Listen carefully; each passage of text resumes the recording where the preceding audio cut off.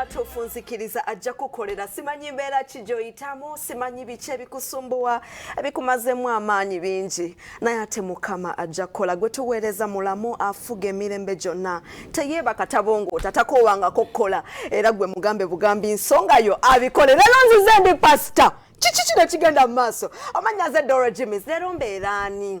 Leero mbeera kambeere Patricia Sitialos. Mubeere bulungi, mbadde mbasibudde mukwano omukyala gwenkyaziza olunaku olwaleero. Ayina emboozi gyonna mbaleetedde ng'ababbi swiri kulika ababbi. Nali waka netandika opipinka ngamba halo tukoze tutya nga batugambye bayingira bameka. Wabula simanyi ennamba naye bali bangi. Ng'owulira ennamba abasajja bangi. Wasima tukotya Aidah? Simanyi kunnyonnyola naye Mukama. Kyenyinza ogamba nti Mukama simanyi nangeri bwe yakikola. Batulaze nga bakusala wano ne bakuba wano eriiso lyazimba nerizimba bwe liti. Sorry love. Naye Mukama agenza nnyamba mpola mpola. Bakuliike. Kamoya. Amina. Emboozi egenda kugwa makelendo olunaku olwaleero. Ogamba otya yenna saka obuze ku balabi ba Soul TV tutandikirawo. Abalabi ba Soul TV Mukama yeebazibwe, yeebale bakuuma ebbanga libadde ddene naye nebaza Kristo ono nti one ndi mulamu mpulira, ekyokubiri nkyamukkiriza nti ye Mukama, amina, ekyokusatu nkyamuweereza, amina. Yes. Nnyo nnyini ddala. Oluyimba wakoma ku luyimba ki? Aidah otulyaza amaanya. Wakoma ku luyimba ki? Nyimba mbadde nkolaakoleyo mu kasirise naye nga na challenges ezibadde zintewanya nga kuzipromotinga then kola video bwe bityo naye nga nine nyimba badde manyi wakoma ku kikuume oyinayo n'endala? Yes. N'otazigira zile kutuwa mukosa mpolo. Aidah ssanyu gwe nina olunaku olwaleero era ng'essaawa ne tutandikira omanyi wano w'otuulawo ebintu bingi ebikyukamu muweereza wa Katonda tuba tuli awo. Amawulire bbiri yali bbiri mmeka? Yali 2:17 ne batugamba ogenda fumbirwa. Omukolo gwagenda gutya? Byali bitya? Mbuliraako wafuluma tutandikirawo. 2017 nali South Africa. Lumpe otyo omukolo gye gwali? Nali South Africa, but before that waliwo nali ngenda kufumbirwa. That was 2005. 2015.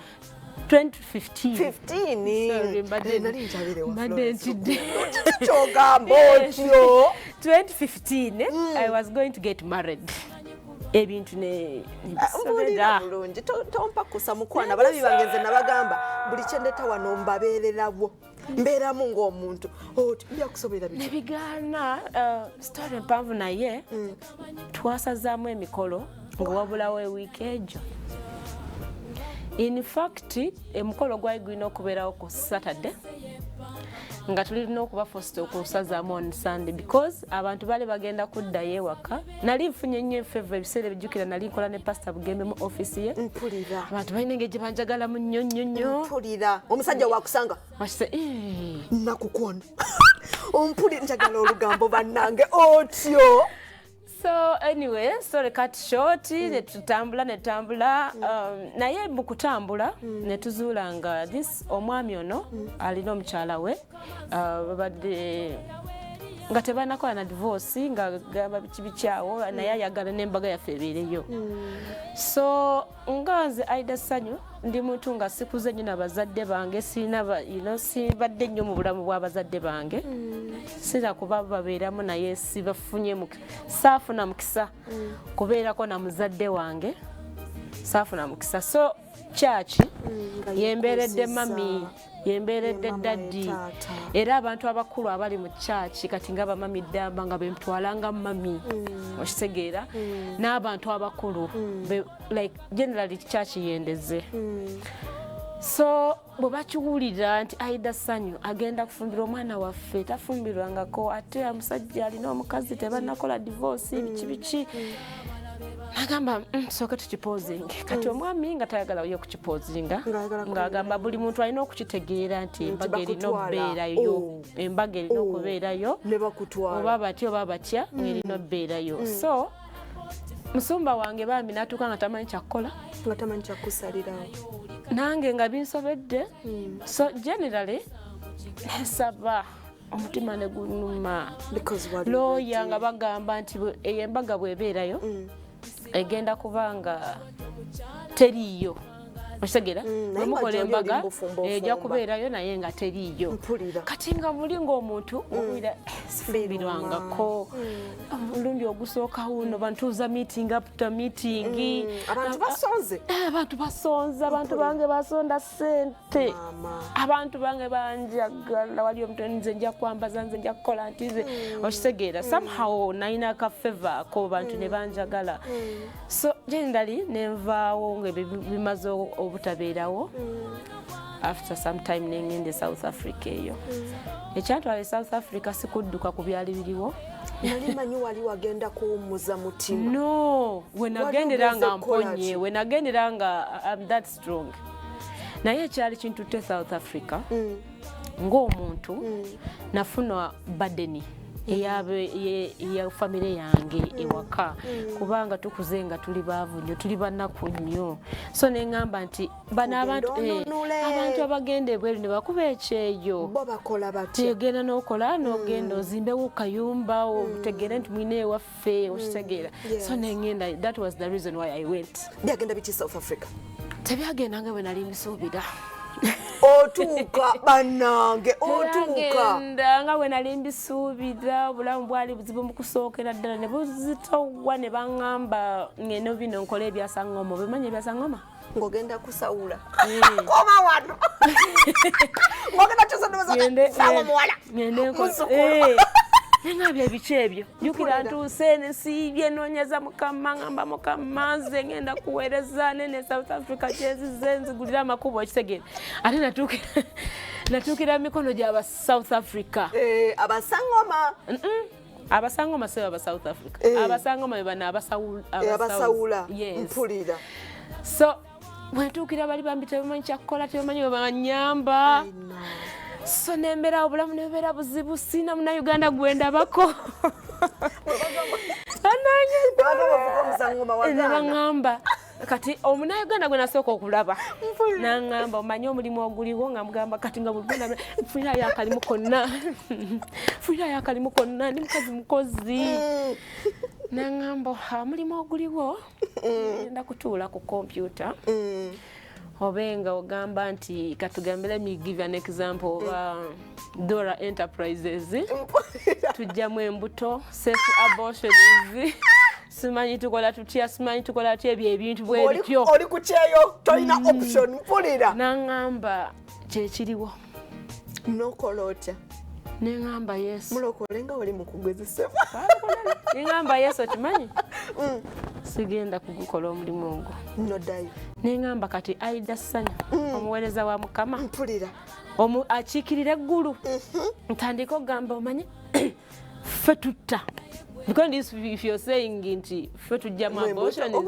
ffe basi munajjangu ffe basi nakirowoozako nga ndaba sikisobola neŋŋamba yesu nyamba oyitawo otya kati olwobeerawa mbeeramu abazulu zulu esoweto nambeera soweto nembeerawo obulamu nembusobera so somehow someone nanconnectinga ku munauganda omu nga yava eno ali eri nga bo babeera eyo nengenda kati oyo bwenamumiitinga naye nanconnectingako ku banauganda bwe like that so obulamu ne butandika bwe butyo banauganda ne baŋŋamba wano tewali mirimu mirala akajjanja kajja kukuggwa neŋŋamba nze ni mukazi mulokole muweereza wa mukama mbadde nkola ne pasita bugembe sisobola negamba akajjanja kajja kukuggwa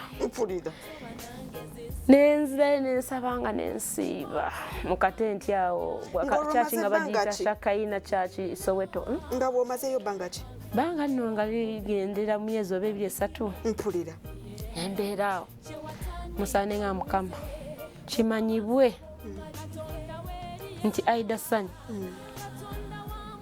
kanfiire kuki enowa kugwira naye nga kimanyibwe nti Aidah ssanyu tagenda kukola bwasaŋŋoma tagenda kwetunda tagenda kukola bintu bwe bityo Mukama kambeere wano banfa kirimanyibwa nti yafa Yesu yagaana omuyamba naye nga mwesi tasobola kulekaawo tasobola naye kimanyibwa nti Aidah yafiira ku street zaawa eze South Africa naye nga agaanye ogenda wali ku Kaka Street okwetunda kubanga waliyo natuuka time nga mbeera ku Kempton Park waliyo street bagiyita Kaka Street nga wabeerawo abeetunda 24 hours emisana n'ekiro 24 hours bw'ogenda ku nnyezi okumakya omusangawo obasangawo bw'ogenda ku ssatu ez'okumakya obasangawo bw'ogenda ku mwenda every time nga babeerawo kati omwami yali eyasooka n'anyamba n'enva Soweto omunnauganda n'antwala ng'abeerawo ku Kempton Park bwetuuka e Kempton Park a story cut short omwami from nowhere nali nkola bulungi era alina ka crutch like a daycare ngakola bulungi nnyo nga bampana n'okumpana bubi nnyo bannange tubadde tumanyi ono omwana nti akola bw'ati so mukola ennyo it was just one day nali ngenda kunona passport yange Pretoria omanyi okubeera mu sezo nga tolina passport it is something kati ngenze Pretoria okunona passport yange ku Sunday nali nakikola Sunday yokka kubaza ennaku zonna nali nina okubeerawo nga receiving abaana 12 nembeera ne receiving abaana paka kiro so mbangenze e Pretoria okunona passport bwe nakomawo ne baŋŋamba pasita abadde akunoonya ne mugamba okay kanziryo muno taliyo nkuba essimu nga takwata anga nja mulaba ekyo ku Mande nkeero ngende no n'ekisumuzo nkijjanga bulijjo ngende nzigulira abaana abazadde abaleeta abaana n'aŋŋamba nnyabo tetukyakola naawe nga wakoze eki saabaddewo ku Sunday mu service nga ndi kubugwira nga renti aweddeko omwezi nga guweddeko ate eri sene ewaffe nti katambuleko omwezi nga bwennoonya osasula gwogendamu okitege tosuusa nnaku like third tosuusa third Dora nalaba Mukama otambula ovaawo awoddawa nali mu karuumu omwo omusajja nampa runs oba 5 nga tezisasula rent nga simanyi kiddako nga simanyi kyenzizaako nembeera awo nebinsobera nenzira mu karuumu omwo neneggalira nensaba nensiiba nensirika nga Mukama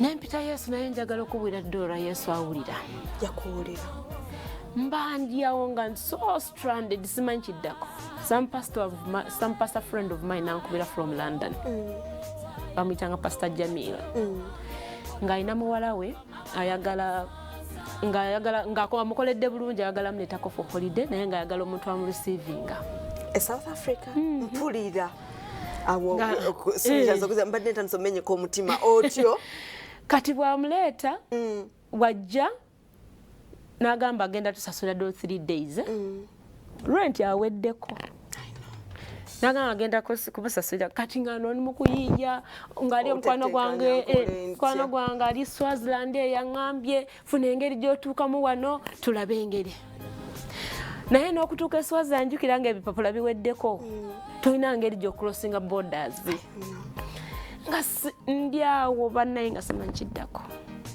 nankubira nendusiivinga muwala we nasasulire ennaku 3 ng'atuliisa ng'atunywesa nga twebaka bulungi mu hoteri mpulira kuba wano obulamu butandise okyuka otyo naye nkola ki nembeera awo on the 3rd day ng'omuwala agenda omwami we n'aŋŋamba agenda kunsasulirayo omwezi mpulira kati aba ansasulidde omwezi that very night nga waliyo mukwano gwange bamuyita Susan abeera US ng'aŋŋambye waliyo pasita mukwano gwange ali Johannesburg mukubireko pasita oyo nga namuweerezaako message n'ataddamu nembita on that 3rd day ng'omuwala ono agenda bandanga alo Aidah can I see you oliwa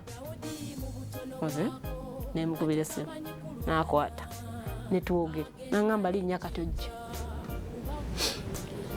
kati kwe kulinnya ngenda okutuuka kweyo church bagiyitanga DMCC DMCC Apostle Paul Kamba ennaku zibambi yafa n'okufa kitalo rest in peace naye nga omwami oyo yali musajja w'amaanyi nnyo Katonda yali amuwadde Johannesburg kati ngendo tuuka eri pastor gwe ngendo meeting asimumanyi tomulabangako wamuweereza message obonaabona mpulira kati bwe ntuukawo ngendo tuuka nga waliwo omwami bamuyita Samson nga simumanyi simujjukirako yadde kati bwe twamala okwogera ne pastor biki byonna ngeze mu office tumaze okwogera omukabidde ennaku omugambye ndi ku mawange embeera egaanye mugambe n'aŋŋamba naye ng'eye South Africa bamanyi nti oli sitayo ne Uganda oba baali tebakumanyi nga bakulese bulesaawo abasinga baali tebamanyi nga ate amanyani kitegeera kati mu kutuuka awo wensanga omwami we Samson nga simujjukira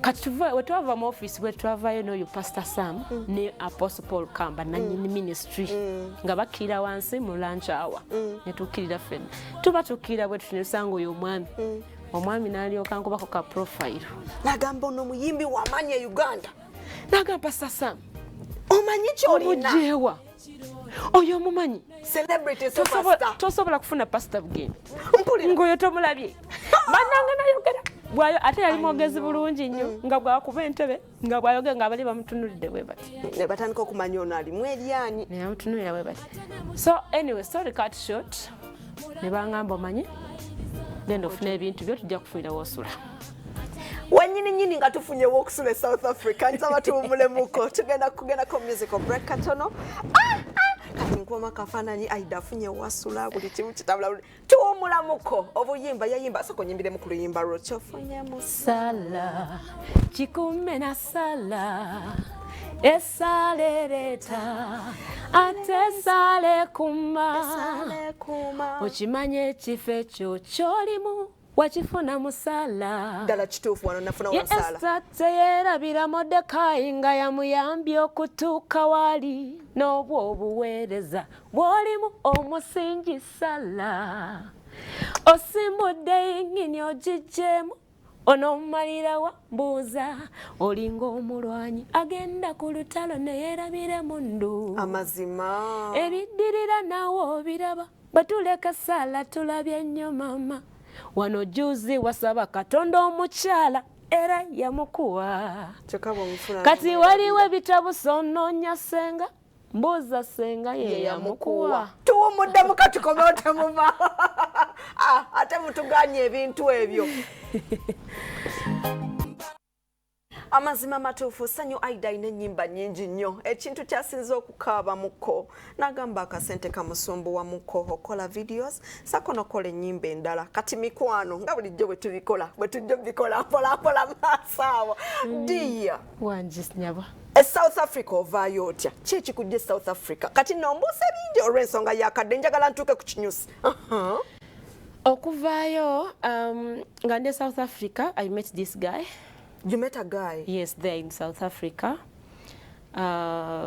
Ngabera walabera yo Mpumalanga. Munange simanyi. Kati Mpumalanga wala konga bono gama nti abera mbarara. Kati yes, kati nganze maze okufuna no church wano settlinze bulungi bampadde okubeera bicho kitegeera. Join ministry. So bwayogera nange ali mu South Africa bichi nga ate nga ali ngamanyiye. Ningamba kanjogere musumba basobola okuyamba nofuna wo osobola okubeera so nga njogera ne pastor bichinga bamuyamba nga jja nga beerawo nga muna Uganda so nga beerawo nga tandika okuweereza nga ngobumanyi nti bubeera eyo omuntu muna Uganda munabingira nga like nga munonyo so nafuuka mukwano gwange bwatyo mpola mpola so story cut short oba we fell in love. Did you fall in love? Abi, did you fall in love? Yeah, you fell in love. Falling in love, but anyways, story cut short, we twakola yo mukolo. A simple wedding. South Africa? Are you sure? We did a we did a simple wedding. Amina. Though tetwakyala mu bazadde tetwakola biki ebyo biki because twali ku mawanga Ekituufu nga temusobola kudda ssente expenses. nga bansuubiza omwami oyo nti bwe tukomawo tugenda kukola kwanjula kukyala biki biki byonna. Mu Uganda? Okay. So ne tukola ya simple something South Africa. Naye before that nga ndabeewo tulina ebintu bingi byettakwatagana naye nga bw'omanyi nti nogamba ate nekiri kyagaana you know what, I think let me just try this. Sagala kuwulika ng'aliko ekikolimo. So anyways, a lot of things were not adding up naye nga biki nsokumbulireko nawe nga bw'ogamba nti mubeera osobola obbeerawo naye nga temulina kyemukkiriziganyako. Mpulira. Okitegeera nti tukkiriziganyiza ku nsonga kino tusizza kimu nga kizibu nnyo n'ebintu ebirala awo nga tebikwatagana. So the red flags were too many. Yes, but then nali mu nsi nga sina gwenyinza kwogera naye sina muntu gwenyinza kunyumya naye simanyi nga ogamba nti oba kati nsanze pastor Bugemba ali mu muddu nnungi kamugamba ni muzeeyi waliwo kino ABC okitegeera asobola okuwa amagezi oba Justin pastor Just this okitegeera salina mukisa ogwo. So anyways netufuna that simple wedding. Though church yaffe gye twagatiramu is not nti oba yali qualifying okugatta era tetwafuna yadde certificate or anything. So anyways okuvaayo kwange natandika okufuna nga depression nga tulina ebintu bingi bye tutakwatagana. Mwatandika okubeera mwenna nga muli South Africa? So mu kusooka nenfuna olubuto naye nga nina awantu wentuuka nga bw'ayogera nange mpulira nga waliwo ekintu ekinva eno kinzika like something simanyi kukinnyonnyola. Naye nekinsukako, in fact I got a first miscarriage. Nenfuna miscarriage nga bwayogera bwati mpulira nga nentandika n'okufuna bleeding. So anyway started cut short negivaamu olubuto. So somehow nenfuna olubuto olulala. Nenfuna olubuto olwo nendaba nga bize neŋŋamba omanyi kati nendaba nga era no change omanyi neŋŋamba omanyi Aidah omwana wo ali mwagadde wali tusaze okubeera n'omwana wo tolina tabu naye ono temujja kusobolagana. Oli lubuto olusooka luli lwavaamu luno nga ndaba naye nyinza okumuluzinga so neŋŋamba neninnya ennyonyi nenkomawo wano e Uganda nga mukkiriziganyiza naye nti kokomewo anti okukkiriziganya kw'omwami oyo kwalinga kutono nga musobola okukkiriziganya ate n'abanga atannaba kukimanyaako yadde okitegeera. So nentuuka nga kati wenayogerako naye n'abanga akikkiriza nenkitwala bwentyo nenvaayo. Ate also I used the disadvantage nti Pastor Justin yali agenda kuwedinga okitegeera nga by all means nina okujja ku mbaga ya Pastor Justin. So nenvaayo nenkoma wano nga ndi lubuto nenzaala omwana wange Ariana Possible. Nenzaala Ariana Possible. That time nali mbeera wa brother wange naye ng'omwami yali atugamba nti yazimba amaka ku Kyende Wamala kati bwe nali lubuto nga lukuze ne mugamba nno mu kifo ky'okurentinga sobola ogenda mu nnyumba ofune sister wange mbeere naye ngamba no tusobola bikola ebyozo nga siriyo abantu bingi ngamba okay ekitegeeda so nengenda mu kusuuka okuzaala nenzaalira Pastor Justin yalina amaka ge yali yavaamu yali n'ennyumba nnene nenzaala omwana wange. So omwami oyo n'akomawo ng'omwana wange wa myezi 3. N'alaba ku mwana we? N'alaba ku mwana naye bw'atuuka ng'ejjukira yali yaŋŋamba yali yasavinga sente zetugenda okukolamu okwanjula simanyi na biki byonna zirina ku account naye tasobola kuza accessinga ng'ali eri. So bw'atuuka wano I expected him nti oba akwate obuvunaanyizibwa himbinga okitegeera.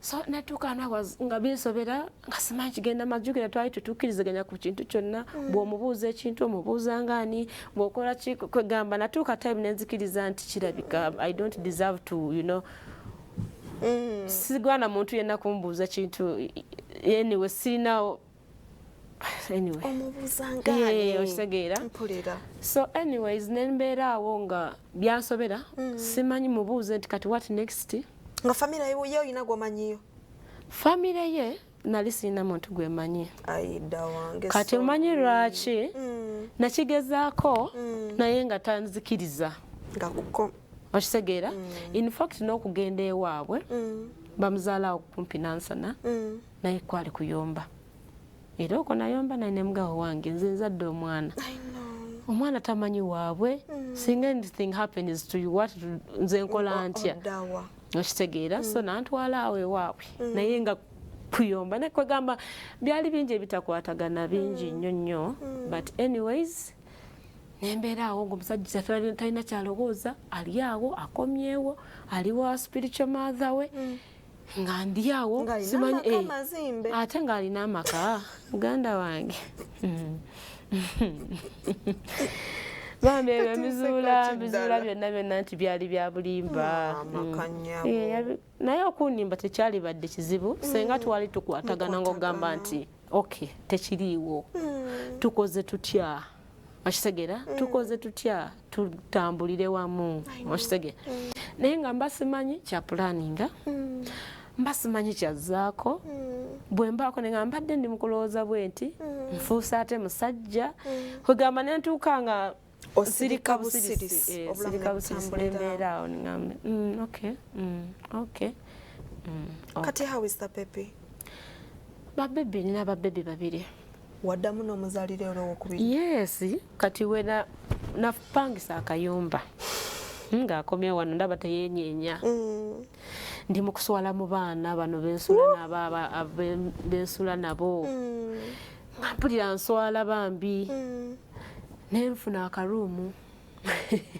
nengula ekitanda nengula obugundi ninga bannange nja kuswala paka ddi omusajja alina ofuna ekitiibwa ewa abantu bange nengezaako kati awo nalina akapuloti nakagulayo kabule nga infact nze natwalayo pasita bugembe ejasula so kapuloti ako nenkatunda nakatunda olw'ensonga nali njagala nfuneyo ekyapa nalina pulaani ey'okugenda ngende US wakiri ngende nzaalire eyo nga maziro akuba nti banyima visa okitegeera nalina pulaani bwetyo ntuuke wakiri tunde kapuloti kano mbe nga nsobola okufuna akiri ey'ekyapa so bwe ntunda kapuloti ako netereka obusente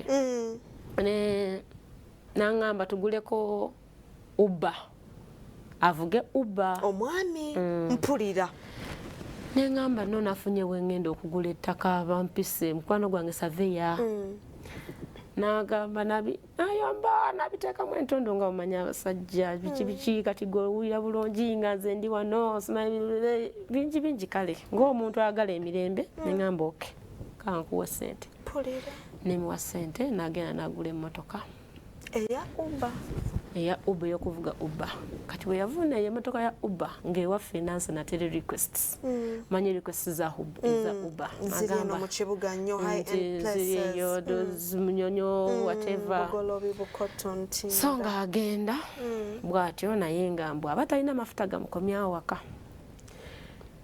nga bambi agenda bwatyo n'atandika okukola naye nga tuyinza omala wiiki 2 nga tetumulabyeko atalina amasente zaki z'amafuta so ebintu bigenda bwe bityo netuuka nga yadde akola nga sina na sente zisobola kusasula rent nga sobola kusasula rent nga obulamu buli hard awo ebiseera byate nali nfunye olubuto olwoko simanyi we lwajja nga bwobimanyi olunaku yajjangako olumu mu wiiki bwetyo oba mu wiiki 2 so I got pregnant for my second baby nenkulabira akatogo nenkulabira akatogo nendwala nembeera bubiri munali nfiiridde mu nnyumba Dora kati ali kuki simanyi kyaliko kuba kati myaka 3 emmotoka yagiza yagitunda nga addayo South Africa sente nazekozeseza zeyakozesa mu kuddayo ensonga lwaki ngamba abalabi ba G256 okugenda okubagira omwana wattu Ssanyu Aidah Ssanyu Aidah lwaki concert ng'obadde oludde otwaddemu break ennene lwaki concert ekituufu natuuka time nembanga ndabira ddala nga sina kye nkyasobola kukola. I know. Like ministry wise natuuka nenkikkiriza nti nafa ng'onagamba nti like ministry wise there is no way I can rise okitegeera. So a lot of things happened nga bwolaba naggwamu amaanyi. A lot of responsibility, nina obwana, nina okunoonya renti, nina okunoonya engeri gye bakyeba n'ali abo baba balwadde okitegeera ate nga I wasn't having it guno gwe mulimu. So generally embeera eyankuba nempulira nga sikyalinamu yadde. So emabega eyo mu kusaba n'okunoonya Mukama nempulira nga I think I can rise again. Really? Yes. Nekijjanga bwe kigenda nenjogerako ne Pastor Bugembe nagamba no you just need a song wetaaga ofuna osooka oluyimba promoting ebiki nenga neza promotions zirina nezigenda mu studio bampa offer just okitegeera ni brand beat yampayo oluyimba awo ne Pademan nampayo oluyimba. Wagendayo? Yes, nakola oluyimba liba luyitankyalira Pademan yankolera oluyimba luyitankyalira ne gundi yankoledde oluyimba lwasina luteekayo ku YouTube brand beats naye nga sirina nazipromotinga. Kati neŋŋamba nti muli mutima nempulira nga if I do something like a concert one it is going to give me energy kutandika okunoonya abantu nga Dora okutandika okunoonya mikwano gyange. I start from there. Yes, mainly njagala kuddamu kuweereza Mukama. Amina nnyo soko nyimbire mu luyimba lw'omuyimbi wa gospel wano mu Uganda omukyala asinga okuyimbira. Tunuulira ensi gye watonda neneewonya. Era nkitegedde wataba gimpisa gya Pastor Jja Sabula. Waliwo bye ndaba neneebuuza oba wabikola otya.